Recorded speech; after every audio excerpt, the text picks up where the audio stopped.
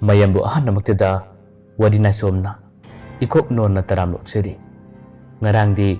ꯑꯩꯈꯣꯏꯒꯤ ꯌꯨꯝ ꯁꯪꯒꯥꯕꯅ ꯃꯔꯝ ꯑꯣꯏꯔꯒ ꯋꯥꯔꯤ ꯍꯥꯞꯄ ꯉꯝꯗꯕꯅꯤ ꯃꯁꯤꯒꯤꯗꯃꯛ ꯉꯥꯛꯄꯤꯒꯅꯤ ꯍꯧꯖꯤꯛ ꯇꯥꯕꯤꯔꯁꯤ ꯑꯩꯈꯣꯏꯅ ꯄꯨꯖꯔꯛꯄ ꯋꯥꯔꯤꯗ ꯁꯣꯟꯊꯥꯡꯅꯕ ꯈꯣꯟꯖꯦꯜ ꯅꯤꯄꯥꯜ ꯁꯨꯕ ꯇꯥꯡꯀꯛ ꯆꯥꯎꯕꯅ ꯀꯤꯅ ꯀꯤꯅ ꯌꯥꯝꯅ ꯀꯟꯅ ꯆꯦꯟꯊꯣꯔꯛꯄ ꯃꯇꯝꯗꯗꯤ ꯁꯣꯔꯣꯛꯂꯣꯝꯗꯒꯤ ꯂꯥꯛꯄ ꯒꯥꯔꯤ ꯑꯃꯅ ꯃꯍꯥꯛꯄꯨ ꯊꯣꯝꯂꯝꯃꯦ ꯆꯥꯎꯕ ꯒ꯭ꯌꯥꯟ ꯃꯥꯡꯗꯨꯅ ꯑꯗꯨꯃꯛ ꯂꯩꯃꯥꯏꯊꯛꯇ ꯇꯥꯈꯤ ꯉꯥꯏꯍꯥꯛꯇꯪꯒꯤ ꯃꯇꯨꯡꯗꯗꯤ ꯊꯣꯝꯂꯤꯕ ꯅꯨꯄꯥꯗꯨꯅ ꯆꯥꯎꯕꯕꯨ ꯍꯣꯁꯄꯤꯇꯥꯜ ꯂꯣꯝꯗ ꯄꯨꯁꯤꯜꯂꯛꯑꯦ ꯑꯗꯨꯒ ꯗꯣꯛꯇꯔꯅ ꯃꯍꯥꯛꯄꯨ ꯑꯣꯄꯔꯦꯁꯟ ꯇꯧꯅꯕ ꯊꯧꯔꯥꯡ ꯇꯧꯈꯤ ꯇꯧꯔꯤꯕ ꯊꯣꯛꯂꯤꯕ ꯊꯧꯗꯣꯛꯁꯤꯡ ꯑꯁꯤꯗꯤ ꯃꯍꯥꯛꯀꯤ ꯃꯃꯥꯟꯅꯕ ꯃꯥꯏꯃꯨꯗꯤ ꯀꯔꯤꯝꯇ ꯈꯪꯗꯦ ꯃꯍꯥꯛꯇꯤ ꯅꯨꯡꯉꯥꯏꯅ ꯑꯗꯨꯝ ꯇꯨꯝꯂꯤ ꯅꯣꯡꯉꯥꯜꯂꯝꯗꯥꯏ ꯄꯨꯡ 2:30 ꯇꯥꯔꯛꯄ ꯑꯗꯨꯋꯥꯏꯗꯅꯦ ꯃꯥꯏꯃꯨꯅ ꯇꯨꯝꯂꯤꯉꯩ ꯃꯥꯒꯤ ꯃꯅꯥꯛꯇ ꯀꯅꯥꯅꯣ ꯑꯃ ꯇꯞꯅ ꯇꯞꯅ ꯆꯪꯂꯛꯑꯦ ꯑꯗꯨꯒ ꯁꯣꯟꯊꯥꯡꯅꯕ ꯈꯣꯟꯖꯦꯜꯗ ꯃꯥꯏꯃꯨꯒꯤ ꯃꯅꯥꯀꯣꯡ ꯃꯌꯥꯗ ꯃꯥꯏꯃꯨ ꯃꯥꯏꯃꯨ ꯍꯧꯒꯠꯂꯣ ꯀꯔꯤꯒꯤ ꯇꯨꯝꯂꯤꯕꯅꯣ ꯍꯧꯒꯠꯂꯣ ꯃꯥꯏꯃꯨ ꯑꯁꯨꯝꯅ ꯇꯣꯏꯅ ꯇꯣꯏꯅ ꯑꯗꯨꯝ ꯀꯧꯔꯤ ꯃꯥꯏꯃꯨ ꯃꯪꯑꯣꯏ ꯀꯔꯤꯑꯣꯏ ꯈꯣꯟꯖꯦꯜ ꯑꯗꯨꯕꯨꯗꯤ ꯇꯥꯔꯤ ꯉꯥꯏꯍꯥꯛꯇꯪꯒꯤ ꯃꯇꯨꯡꯗꯗꯤ ꯃꯤꯠꯁꯤꯜꯂꯛꯑꯦ ꯃꯤꯠꯁꯤꯜꯂꯛꯄ ꯃꯇꯝꯗꯗꯤ ꯀꯅꯥꯁꯨ ꯂꯩꯇꯦ ꯃꯥꯒꯤ ꯃꯅꯥꯛꯇ ꯈꯔ ꯈꯔ ꯂꯥꯞꯅꯁꯨ ꯑꯇꯣꯞꯄ ꯃꯤ ꯀꯌꯥ ꯑꯃꯁꯨ ꯇꯨꯝꯂꯤ ꯃꯥꯏꯃꯨꯅ ꯄꯨꯡ ꯍꯧꯒꯠꯂꯒ ꯍꯧꯖꯤꯛꯀꯤ ꯑꯩꯒꯤ ꯅꯥꯀꯣꯡ ꯃꯌꯥꯗ ꯍꯥꯏꯔꯝꯕꯗꯨꯕꯨ ꯀꯅꯥꯒꯤ ꯈꯣꯟꯖꯦꯜꯅꯣ ꯃꯔꯨꯞ ꯆꯥꯎꯕꯒꯤ ꯈꯣꯟꯖꯦꯜ ꯃꯥꯟꯈ꯭ꯔꯦꯗ ꯑꯁꯨꯝꯅꯗꯤ ꯈꯜꯂꯒ ꯃꯥꯏꯃꯨ ꯀꯔꯤꯒꯨꯝꯕ ꯋꯥꯈꯜ ꯑꯃꯁꯨ ꯑꯗꯨꯝ ꯈꯜꯂꯦ ꯀꯔꯤꯒꯤꯅꯣ ꯁꯛꯁꯨ ꯈꯪꯗꯕ ꯑꯩꯒꯤ ꯃꯔꯨꯞꯀꯤ ꯈꯣꯟꯖꯦꯜ ꯃꯥꯟꯕ ꯑꯃꯅ ꯑꯩꯕꯨ ꯇꯣꯏꯅ ꯀꯧꯔꯤꯕ ꯑꯁ ꯀꯔꯤ ꯇꯧꯔꯕꯖꯥꯠꯅꯣ ꯅꯠꯇ꯭ꯔꯒ ꯑꯩꯈꯣꯏ ꯃꯔꯨꯞ ꯁꯥꯃꯣꯗꯨꯕꯨ ꯈꯨꯗꯣꯡꯊꯤꯕ ꯇꯥꯔꯕꯖꯥꯠꯂꯥ ꯀꯟꯅꯗꯦ ꯑꯩ ꯐꯣꯟ ꯇꯧꯔꯒ ꯍꯪꯒꯦ ꯑꯁꯨꯝꯅ ꯈꯜꯂꯒ ꯃꯥꯒꯤ ꯃꯃꯥꯟꯅꯕ ꯆꯥꯎꯕꯗ ꯃꯥꯏꯃꯨꯅ ꯐꯣꯟ ꯇꯧꯔꯝꯃꯦ ꯔꯤꯡ ꯆꯠꯂꯦ ꯑꯗꯨꯕꯨ ꯐꯣꯟ ꯑꯗꯨꯗꯤ ꯀꯅꯥꯁꯨ ꯄꯥꯏꯈꯠꯂꯛꯇꯦ ꯔꯤꯁꯤꯞ ꯇꯧꯔꯛꯈꯤꯕ ꯂꯩꯇꯦ ꯍꯟꯖꯤꯟ ꯍꯟꯖꯤꯟ ꯃꯥꯒꯤ ꯃꯃꯥꯟꯅꯕ ꯆꯥꯎꯕꯗ ꯃꯥꯏꯃꯨꯅ ꯐꯣꯟ ꯇꯧꯁꯤꯟꯕꯗꯒꯤ ꯉꯥꯏꯍꯥꯛꯇꯪ ꯂꯩꯔꯒꯗꯤ ꯃꯥꯕꯨ ꯒꯥꯔꯤꯅ ꯊꯣꯝꯂꯤꯕ ꯅꯨꯄꯥꯗꯨꯅ ꯐꯣꯟꯗꯨ ꯄꯥꯏꯈꯠꯂꯛꯑꯦ ꯃꯥꯏꯃꯨꯗꯤ ꯆꯥꯎꯕ ꯑꯣꯏꯔꯕꯩ ꯈꯟꯗꯨꯅ ꯑꯁꯨꯝꯅ ꯍꯥꯏꯔꯝꯃꯦ ꯆꯥꯎꯕ ꯆꯥꯎꯕ ꯅꯪꯕꯨ ꯃꯤꯠꯁꯤꯡꯕ꯭ꯔꯣ ꯑꯩ ꯀꯩꯅꯣꯝꯇ ꯍꯥꯏꯒꯦ ꯆꯥꯎꯕ ꯆꯥꯎꯕ ꯑꯁꯨꯝꯅ ꯍꯥꯏꯔꯛꯄ ꯃꯇꯝꯗ ꯅꯨꯄꯥꯗꯨꯅ ꯈꯨꯝꯃꯦ ꯐꯣꯟ ꯃꯄꯨ ꯅꯠꯇꯦ ꯐꯣꯟ ꯃꯄꯨꯗꯣ ꯍꯧꯖꯤꯛ ꯒꯥꯔꯤꯅ ꯊꯦꯡꯕꯗꯒꯤ ꯑꯣꯄꯔꯦꯁꯟ ꯇꯧꯕꯒꯤ ꯃꯅꯨꯡꯗ ꯆꯪꯈ꯭ꯔꯦ ꯋꯥꯍꯩꯁꯦ ꯍꯥꯏꯔꯛꯄꯗ ꯃꯥꯏꯃꯨ ꯒ꯭ꯌꯥꯟ ꯇꯥꯈꯤꯗ꯭ꯔꯦ ꯒ꯭ꯌꯥꯟ ꯃꯝꯂꯦ ꯃꯥꯅ ꯌꯥꯝ ꯉꯟꯅ ꯍꯪꯉꯦ ꯍꯥ ꯐꯣꯟ ꯄꯥꯏꯔꯤꯁꯤꯕꯨ ꯀꯅꯥꯅꯣ ꯃꯥꯗꯤ ꯃꯇꯧ ꯀꯔꯝꯅ ꯒꯥꯔꯤꯅ ꯊꯦꯡꯂꯤꯕ ꯑꯅꯥꯕ ꯁꯦꯕꯥ ꯇꯧꯕꯒꯤ ꯑꯩꯈꯣꯏ ꯄꯨꯟꯅ ꯍꯣꯁꯄꯤꯇꯥꯜꯗ ꯂꯩꯃꯤꯟꯅꯕꯅꯦ ꯑꯃꯨꯛꯇ ꯍꯥꯏꯕꯤꯌꯨ ꯑꯩ ꯒ꯭ꯌꯥꯟ ꯇꯥꯗ꯭ꯔꯦ ꯊꯣꯛꯂꯤꯕ ꯊꯧꯗꯣꯛ ꯑꯁꯦ ꯀꯔꯤꯅꯣ ꯍꯥꯏꯕ ꯒ꯭ꯌꯥꯟ ꯇꯥꯕ ꯉꯝꯗ꯭ꯔꯦ ꯅꯨꯄꯥ ꯑꯗꯨꯅ ꯈꯨꯝꯃꯦ ꯑꯩꯁꯨ ꯏꯃꯥꯟꯅꯕ ꯑꯃꯒ ꯑꯩꯒ ꯍꯣꯁꯄꯤꯇꯥꯜ ꯑꯁꯤꯗ ꯂꯥꯛꯄꯅꯦ ꯑꯗꯨꯕꯨ ꯀꯔꯤ ꯇꯧꯕꯅꯣ ꯈꯪꯗꯦ ꯅꯨꯄꯥ ꯑꯗꯨ ꯌꯥꯝꯅ ꯐꯤꯡꯅ ꯁꯣꯔꯣꯛꯂꯣꯝꯗ ꯆꯦꯟꯊꯣꯔꯛꯑꯦ ꯃꯇꯝ ꯑꯗꯨꯗ ꯂꯥꯏꯕꯛ ꯊꯤꯕꯗꯒꯤ ꯃꯍꯥꯛꯄꯨ ꯒꯥꯔꯤꯅ ꯊꯣꯝꯕꯅꯦ ꯌꯥꯝꯅ ꯀꯟꯅ ꯁꯣꯛꯄꯒꯨꯝ ꯇꯧꯋꯦ ꯗꯣꯛꯇꯔꯗꯁꯨ ꯀꯔꯤ ꯀꯝꯗꯧꯕꯅꯣ ꯍꯥꯏꯗꯨꯅ ꯍꯪꯕꯅꯦ ꯀꯔꯤꯃꯠꯇ ꯈꯨꯝꯗꯦ ꯋꯥꯍꯩꯗꯨ ꯇꯥꯕꯗꯒꯤ ꯃꯥꯏꯃꯨ ꯑꯃꯨꯛꯀ ꯍꯦꯟꯅ ꯄꯥꯈꯠꯄ ꯍꯦꯜꯂꯛꯑꯦ ꯃꯥꯏꯃꯨꯅ ꯌꯥꯝꯅ ꯐꯤꯡꯅ ꯀꯗꯣꯝꯗ ꯑꯣꯄꯔꯦꯁꯟ ꯇꯧꯕꯅꯣ ꯀꯗꯥꯏꯗ ꯂꯩꯕꯅꯣ ꯍꯪꯕꯗꯒꯤ ꯂꯩꯐꯝ ꯇꯥꯂꯛꯂꯦ ꯑꯗꯨꯒ ꯍꯧꯖꯤꯛꯇꯤ ꯃꯥꯏꯃꯨ ꯃꯃꯥꯟꯅꯕꯒꯤ ꯃꯅꯥꯛ ꯇꯝꯅ ꯂꯥꯛꯑꯦ ꯐꯅ ꯀꯨꯏꯅ ꯃꯍꯥꯛꯁꯨ ꯃꯃꯥꯟꯅꯕ ꯆꯥꯎꯕꯒꯤ ꯑꯣꯄꯔꯦꯁꯟ ꯑꯗꯣ ꯂꯣꯏꯕ ꯉꯥꯏꯈꯤ ꯄꯨꯡ 1.5 ꯑꯣꯄꯔꯦꯁꯟ ꯇꯧꯈꯤ ꯃꯥꯏꯃꯨ ꯑꯣꯄꯔꯦꯁꯟ ꯂꯣꯏꯕꯗꯣ ꯉꯥꯏꯕ ꯉꯝꯈꯤꯗꯦ ꯍꯪꯒꯠ ꯍꯟꯗꯥ ꯆꯠꯂꯦ ꯃꯃꯥꯟꯅꯕ ꯆꯥꯎꯕꯁꯦ ꯀꯔꯤ ꯈꯨꯗꯣꯡꯊꯤꯕ ꯇꯥꯒꯗꯒꯦ ꯀꯔꯤ ꯑꯋꯥꯕ ꯇꯥꯒꯗꯒꯦ ꯍꯥꯏꯗꯨꯅ ꯋꯥꯈꯜ ꯀꯌꯥ ꯑꯃ ꯈꯜꯂꯒ ꯑꯗꯨꯝ ꯆꯠꯂꯦ ꯐꯅ ꯁꯥꯡꯅ ꯑꯃꯨꯛ ꯆꯠꯂꯦ ꯑꯃꯨꯛ ꯍꯜꯂꯛꯑꯦ ꯑꯣꯄꯔꯦꯁꯟ ꯂꯣꯏꯕ꯭ꯔꯥ ꯍꯥꯏꯗꯨꯅ ꯃꯅꯥꯛꯇ ꯂꯩꯔꯤꯕ ꯃꯤꯁꯤꯡ ꯑꯗꯨꯗ ꯍꯪꯉꯦ ꯑꯗꯨꯗꯁꯨ ꯂꯣꯏꯗ꯭ꯔꯤ ꯍꯥꯏꯔꯛꯈꯤ ꯑꯁꯨꯝꯅ ꯑꯗꯨꯝ ꯆꯠꯂꯒ ꯂꯥꯛꯄꯗꯨꯅ ꯐꯅꯌꯥꯝꯅ ꯃꯍꯥꯛ ꯆꯠꯂꯦ ꯋꯥꯈꯜ ꯑꯃꯗꯅꯦ ꯃꯥꯅ ꯆꯠꯂꯒ ꯂꯥꯛꯂꯤꯕ ꯑꯁꯨꯝꯅ ꯂꯥꯛꯄ ꯃꯇꯝꯗꯗꯤ ꯈꯔ ꯂꯥꯞꯅ ꯄꯤꯂꯔ ꯑꯃꯒꯤ ꯃꯔꯨꯝꯗꯒꯤ ꯃꯥꯏꯃꯨꯕꯨ ꯀꯅꯥꯅꯣ ꯈꯪꯗꯕ ꯑꯃꯅ ꯂꯨꯝꯂꯒ ꯌꯦꯡꯂꯦ ꯃꯥꯏꯃꯨꯁꯨ ꯆꯠꯂꯝꯕꯗꯒꯤ ꯆꯞ ꯂꯦꯞꯄꯦ ꯃꯥꯒꯤ ꯃꯥꯡꯗ ꯂꯩꯔꯤꯕ ꯄꯤꯂꯔꯅꯦ ꯄꯤꯂꯔ ꯑꯗꯨꯒꯤ ꯃꯔꯝꯗ ꯄꯥꯛꯊ ꯄꯥꯛꯊ ꯂꯣꯟꯅ ꯂꯣꯟꯅ ꯌꯦꯡꯂꯤꯕꯗꯣ ꯀꯅꯥꯅꯣ ꯍꯥꯏꯗꯨꯅ ꯃꯨꯟꯅ ꯌꯦꯡꯉꯦ ꯂꯨꯝꯂꯒ ꯌꯦꯡꯂꯤꯕ ꯁꯛꯇꯝ ꯑꯗꯨꯗꯤ ꯀꯔꯤꯃꯠꯇ ꯃꯆꯤ ꯂꯦꯡꯗꯦ ꯃꯥꯏꯃꯨꯗ ꯑꯗꯨꯃꯛ ꯃꯨꯟꯅ ꯌꯦꯡꯂꯦ ꯃꯥꯏꯃꯨꯁꯨ ꯑꯇꯣꯞꯄ ꯃꯤꯁꯤꯡꯁꯨ ꯑꯃꯠꯇ ꯂꯥꯛꯄ ꯎꯗꯕ ꯆꯠꯄ ꯎꯗꯕꯅꯤꯅ ꯆꯠꯄꯁꯨ ꯀꯤꯔꯦ ꯑꯁꯣꯝꯗꯅ ꯀꯔꯤ ꯈꯨꯗꯣꯡꯊꯤꯕ ꯇꯥꯒꯗꯧꯔꯤ ꯀꯔꯤ ꯑꯋꯥꯕ ꯇꯥꯒꯗꯧꯔꯤ ꯍꯥꯏꯗꯨꯅ ꯋꯥꯈꯜ ꯀꯌꯥ ꯑꯃ ꯈꯜꯂꯒ ꯂꯩꯔꯤꯕꯅꯤꯅ ꯃꯥꯏꯃꯨ चिंगनब कयादुना मागी मांगदा लेरिबा सक्तम अदो माग हन्ना फावबु येंद्रे अदुग मुंबई लेरगा ऑपरेशन तो फमदो तमना मैमू लाखी मान हे चंगसिलपगदी डॉक्टर सु ऑपरेशन तो बुलरमले डॉक्टर दमांगना यामना फिंगना हंगे डॉक्टर अनाबगी फिबम मसिबु करी कमाय तोरगे डॉक्टर दो मैमून हंगलिबा वा अदुगी पकुम पीबा ngamdre मनाक्ता लेरिबा माबु करी न थोंलिबु नुपादनसु हंगे अदुदसु doctor करीमता पकुम पीदे ngahaktangi matungdadi yamna tamna khumme kanba ngamdre wahai se harakpada maimu amadi maga manakta leriba nupada kainoma tawkre maimu di pangkapta kapore sawbagi asibak sangado doctor ni intore maimu na maga mamana ba sawbagi e khara tairiba maithong adubu nushine yenge aduga tengtha mahak adum kappe mamana ba sawbagi ming koraga kanna sukabla कनादबु वकत कनी कनादबु हाइगनी दिसिंगले ngaraंगी नुमिदांग the मखोय अनि worry कयाम सनकिबा ममानब सामोग मनाक्ता अहिंग लेपदो नंगले ओ हादुना worry कयाम हाइनकिबदो काउद्रे मसिंदगी Soron कयाम लोलगा अदुम कबले अदुग महंग नमु ज्ञान बम लेबना करी मरंगी दबक माना चंथोकिबनो अदुग करीना थोलिबसिन करीगिनो हाइबसिने मैमुना वहंग कयाम मागी मसादा अदुम हांगलिबा कदीना थोमलिबा नुपादसु नुंगाइतबा फावरिबने तौगादुना तौकिबा नते सावबने यामना फिंगना कन्ना सिसिलकपदगी assume थौदोसि थोकिबने हॉस्पिटलदा मखोय के अतोप मरी मता कनासु लेब नते मखोय अनिदनी सामोगी सेवा तौबगिदमक लेलिबा सामोसु असोमदा वखन तादना लेलिबने अदुगा मुक सावबना खुदोंथिबा तादना सिखबदगी मैमु मकोक ngawre कोक साइब हाइबदो ओरगले अदबु करी उपाय तौने युंगी मिसिंग द पाउ पीबा ताबने पाउ पीबा मतमदसु युंगी मिसिंग न मुकरी खनगने पाखत न कीना महक चावबगी युंगी मिसिंग दा फोन तरमे नुंगालमदे मतम मोबदुना खंगदे मखोयगी मिसिंग अमता फावबा फोन पेखलकते हंजिन तोयना तौबदगी फोन पेखलक मतमदा नंगुना कबलगा असुम हायरमे पाबुंग मरुप सावबदा खुदोंथिबा तारे गाड़ी न थोमदगी महक लेत्रे वहायसे ताबददी चावबगी युमगी मिसिंग मंगा चप मनरे अदुगा अमुक मैमुना सामोगी युमगी मिसिंग अमदी मागी युमगी मिसिंगदा पुना कॉल तोर हायरमे पुंखाय अमरुंगी मतुंगददी मखोय युमगी आहलसिंग पुना हॉस्पिटल तमना लाले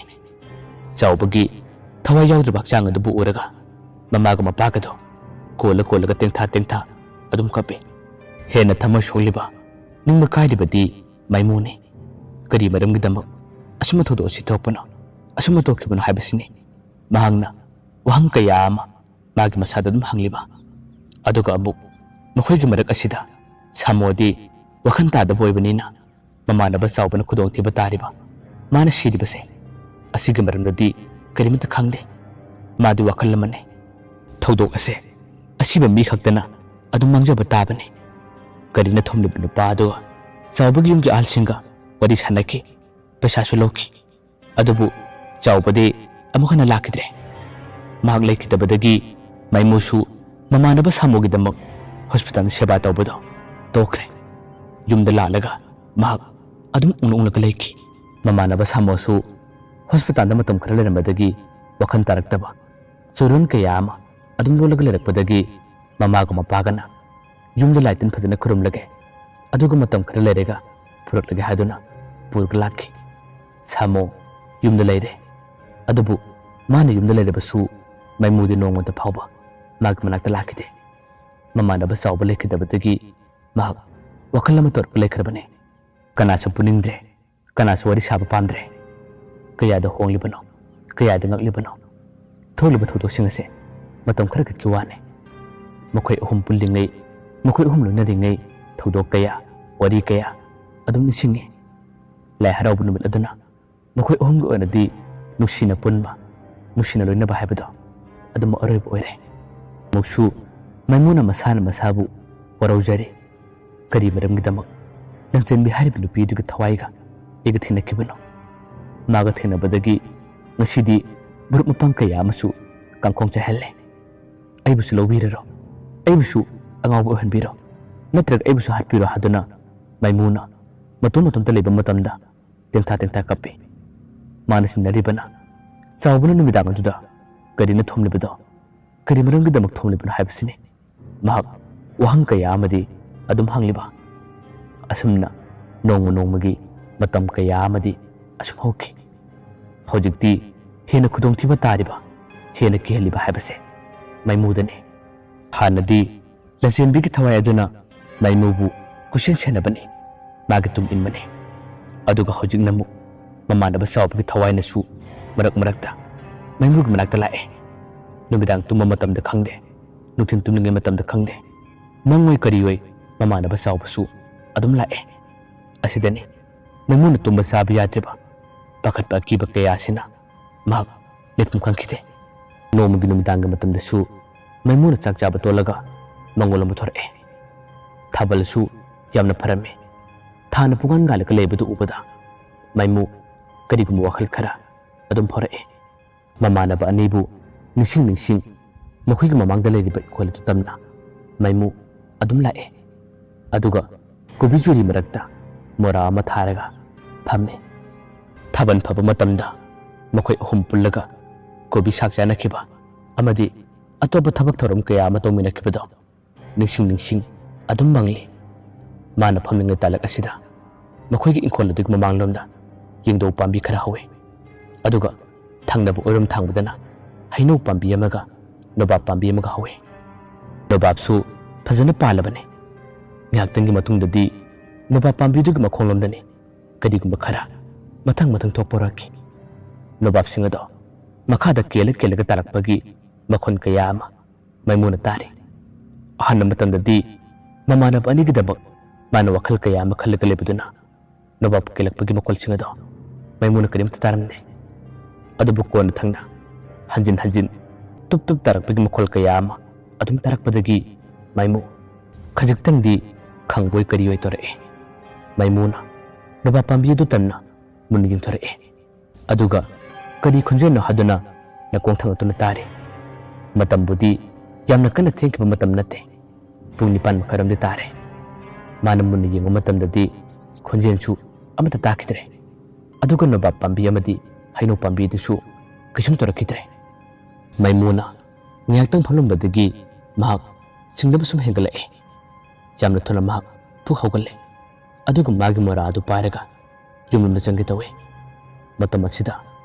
kananu khangdab khunjel ama tamna maimuda kobu khore khunjel adumakti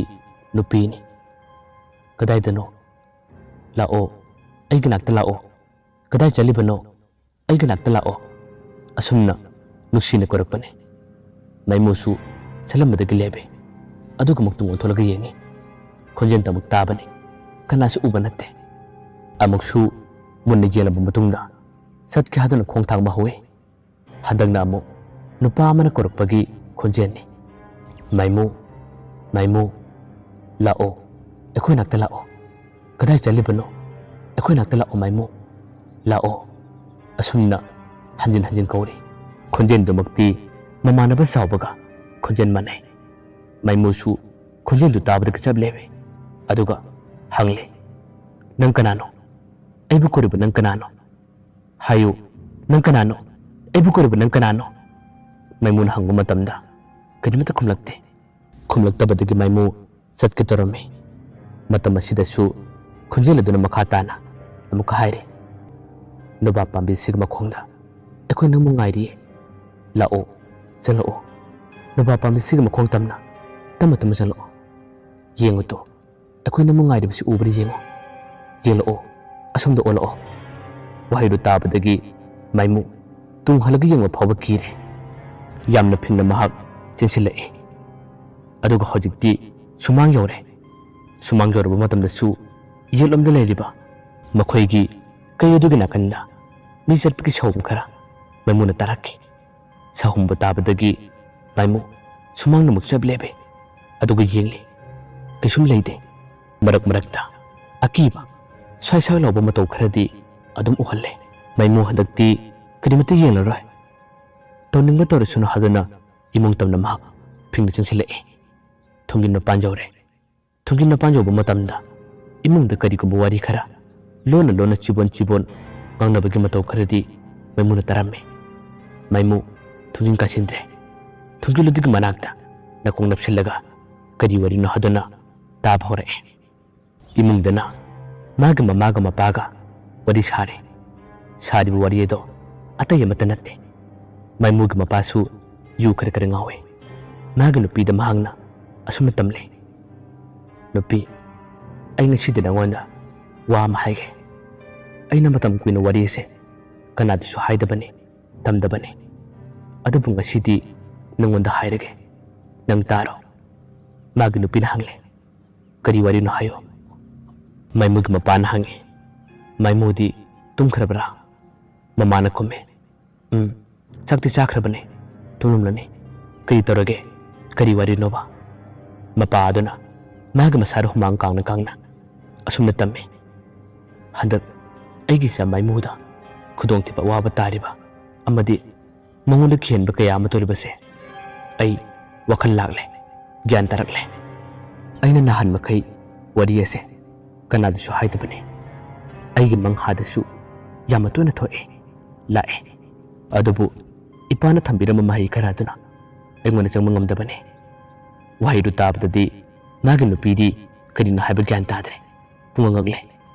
magi nupada makhata na hangle nang haribu garino ai gyan tadre amukta mayekshana hayuse mapaduna kumme thaudo ase phana kuire yaksang matungi thaban kana chunaba matangne